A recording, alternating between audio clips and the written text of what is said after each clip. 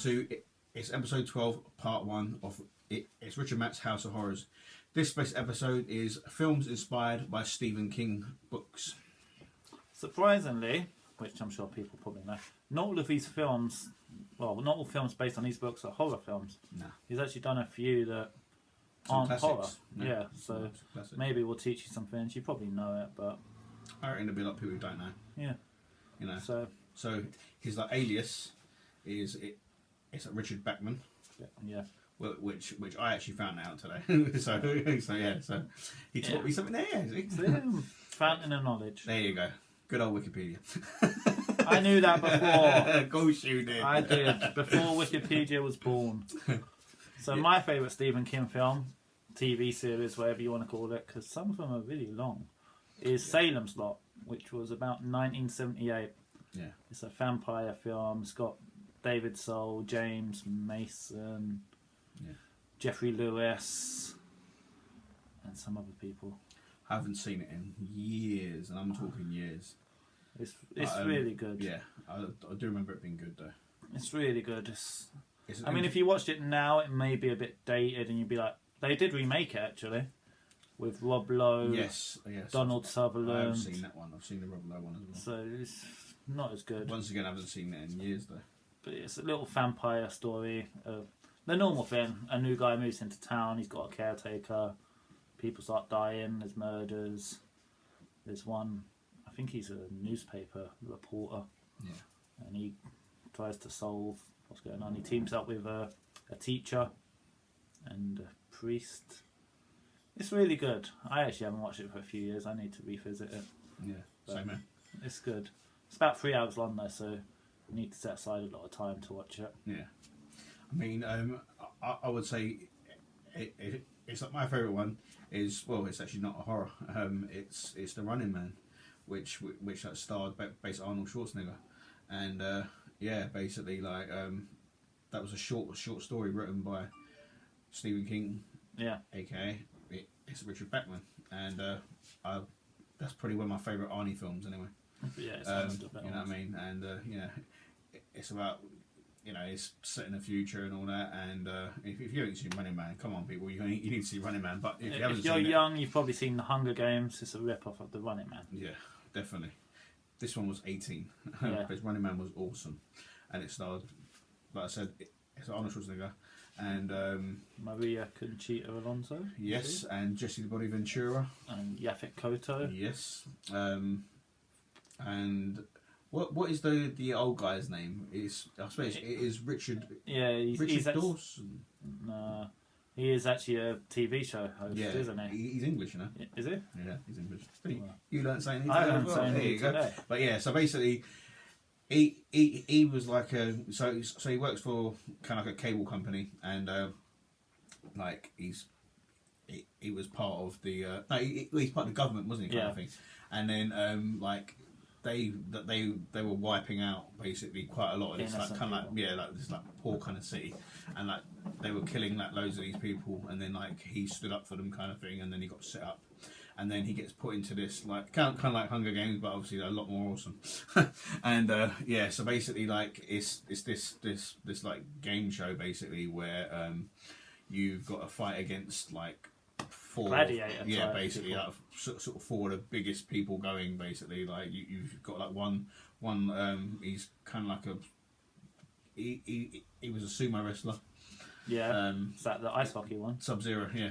And you've then got one who's the opera one. I just don't get his superpower. Kind of, well, it's electricity, wasn't it? Like sort of thing. And then you've got one who has fire coming out of his like backpack kind of thing. And what was the other one? Oh yeah, Buzzsaw, and Dynamo was the the opera. Yeah. And what was the fire one? Blaze. But yeah, so it's a lot of fun, and it's Arnie kicking ass like he's always done. It's actually really good. Yeah, it's really good. Definitely. And yeah, like basically. He actually says, "I'll be back in it as well." Yeah, he never says that. Yeah. But yeah, so it's definitely highly recommended. I'm sure the majority of people have seen that, but like I'm sure there are some people who ain't seen it. And if you ain't, watch it. Yeah. But yeah, I mean, like Stephen King's done so many though, hasn't he? Other films that people don't attribute to Stephen King would be Shawshank Redemption. That's a cracking film. He actually wrote the screen. Well, not the screenplay, but he wrote Shawshank Redemption. Yeah. So I only saw that about 3 years ago. I'd never seen it. I did see it maybe 5-10 years ago, something like that. Yeah. But yeah, that's an absolute great film.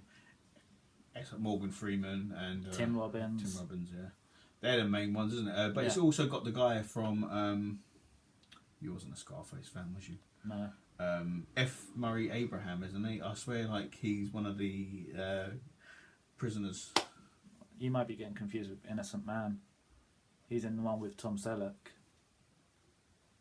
Maybe. Yeah. So anyway, yeah. It's got other people in it, but I can't think. I haven't seen it in a good few years. Yeah, he also did Green Mile, which is similar. That's another cracking film. Stephen King, and Stand By Me was Stephen King. Another cracking film. You know, Stephen King, he knows how to write books, and thank God there are good directors out there who know how to like put what he writes onto the big screen for us to like, watch and enjoy. I think Shawshank and Green Mile was directed by the same bloke, wasn't it? I'm not sure. He collaborated with Frank. See, there are some people who are like big into their directors and more into the actors and extras and that, you know, like, and you know, so rather than knowing everything about directors and all that sort of stuff. But yeah,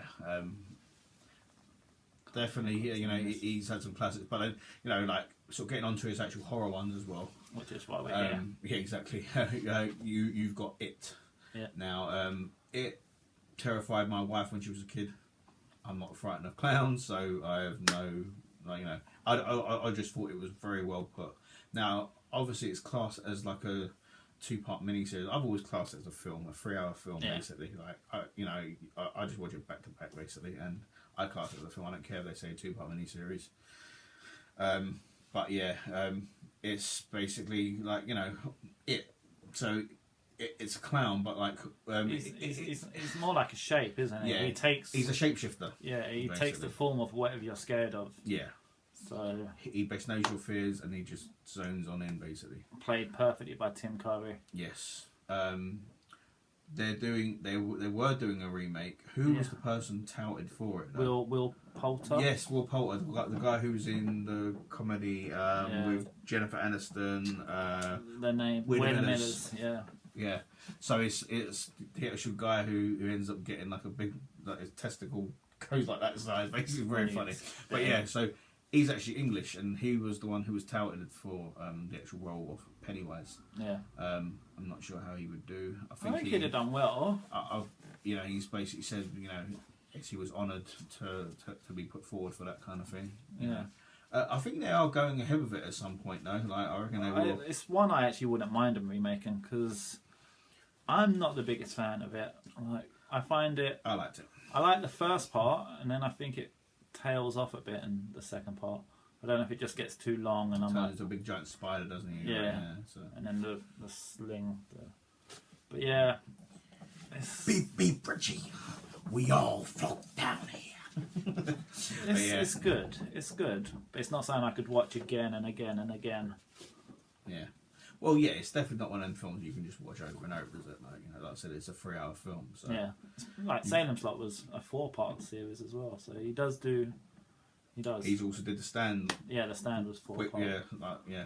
Which that was good. I actually enjoyed it, but it's also a film you can't watch over and over again. You know what I mean? I really enjoyed it when I watched 6 hours, wasn't it? Yeah. It was an hour and a half each part. Yeah. Gary Sinise, Molly Ringwald, Rob Lowe, loads of people in it. Apocalyptic film. Based Laura San Giacomo. Yeah. I think, was she in The Mist as well? The Mist, no. No. Who was the crazy old woman in that? I've seen her in like quite a few things. Yeah. I can't remember her name. She played it crazy in a few films, I think. She's just got that look. Yeah, basically. No offence. But yeah, The Stand is like a post-apocalyptic film. Yeah. Basically, it's the devil, no? It is the devil, yeah. I remember there being a crow. Yeah. Who would be his eyes, and yep. An old lady. Yeah, so it's like a cornfield, basically. Yeah, an old lady who was a bit like Morpheus from Matrix, who could see stuff happening. Yeah. she has to get this band of people together to battle against the devil. They're kind of like the last people alive, aren't they? Kind of thing, like near enough. Yeah. And yeah, so like they're all trying to find out where this place is, and they're all trying to make their way there, basically. Yeah. But it's good though. It's like, you know, just bear in mind that it is long. It's like it's long. It's a 4-part series, and you know. Yeah. But no, it's good performances. So, you know. Yeah, good cast. It's Gary Sinise. I think it's a pretty decent actor. You know? Yeah, he doesn't do as much as he should now. He's gone into TV, hasn't he? Yeah, he was in CSI in New York for about was it 7, 8 seasons? What did I watch him in? 10 seasons, I don't know. I watched him in Reindeer Games over Snake Christmas. Eyes. Yeah, Snake Eyes. Yeah. Normally he plays a baddie, doesn't he? Yeah. But yeah, I mean, you've got Misery. Misery, yeah. You know, you're not a big fan of that, are you? I mean, I quite liked it. Like Kathy Bates was just fucking psychotic in that film. You know, it's you ain't really got to talk too much about it. It's like Misery. It's about a really obsessed fan of James Caan. Yeah, he's a writer, isn't he? Basically, yeah. And she's an obsessed fan, and like he ends up having a car accident kind of thing, right. And he just happens to like. I don't think it was staging it, was it? It was like, I think like she just came across him, and she thought, this is my lucky day. I'm going to tend to you. Keep him. Yeah, and she doesn't want to let him go, and then he's got to like fight back to like, you know. I honestly don't think I've watched it all the way through, so it just didn't grab me. There's a one scene, if you haven't seen it, like oh yeah, there's just one really fucked up scene, like, you know, you'd be wincing if you don't know what it is. Yeah, you know. with a hammer, no? Yeah, it's bad. Yeah, because you could just imagine that actually happened. You'd be like, oh fuck that, man. But yeah. For me, it falls into the category like the dark half. That's another one of these ones that I haven't seen. He's definitely done quite a few hits, and there's been a fair few misses. You know, he did one called Ride the Bullet. Ride the Bullet. Oh David God, Arquette. that film was so shit. I rented that from Blockbusters back in the day. The book may well have been much better than the film was. Yeah, but you often find that though. Books tend to be better, but I prefer to watch. I prefer hour and a half and done. But Ride the Bullet was wow. It's like about a haunted roller coaster, overcoming your fears, and it was shit. It was so bad. Yeah, it was painful. Yeah, and it's like, you know, he you know, like I said, he's more hits than misses, but like when he misses, boy does he miss. Like, see, there's another one, Lawnmower Man. I'm not a fan of. I don't think I've seen that. I don't know if you like it. I quite like it. Yeah. Jeff Fahey. Yeah. Pierce Brosnan was it? Yeah. I don't think I've ever seen it. That film was 1992. Yeah. So it's a futuristic film. Jeff Fahey, he's a. What's the best way to put it? He's a bit of a simpleton. You know, he's a bit like Dolly Dimple, and so basically, like they kind of experiment on him, kind of thing, and in this cyber world kind of thing, he becomes like a god kind of thing. So it's a bit like the Johnny Depp one, no? The recent Johnny Depp one. Transcendence. I didn't think much of that film. Neither did I. I mean, that was really emotional from you. I didn't think much of that film. I'm a big fan of Johnny Depp. I think he's done some great films, but that wasn't one of them. No. But yeah, so I mean, like Ride the Bullet. Ride the Bullet. I'll just carry on going. Don't stop. Just don't ride the fucking bullet. Go. Yeah. Yeah. Basically, it's a Silver Bullet. See, Silver Bullet's a good one. That's a cracking one. I was kind of torn between like it's like Running Man, Silver Bullet. Yeah. You know, and there's a few other ones which we're going to mention in basically other parts soon. But yeah, Silver Bullet is a great werewolf film. Yeah, I think we spoke about it. We have a few times. But yeah, that's a highly rated one. Yeah. Comes up on the Horror Channel now and again now, so if you haven't seen it. Corey Haim. What's his name? The crazy one. Elliot. Gary Busey. Oh, Gary Busey. I can't remember what the figure's name is. Yeah, he's in The People Under the Stairs. Yeah, Elliot. It's not Elliot, is it? Nah. It doesn't matter. Yeah, but yeah. We'll find out for part 2. Yeah. And stay tuned for part 2, folks.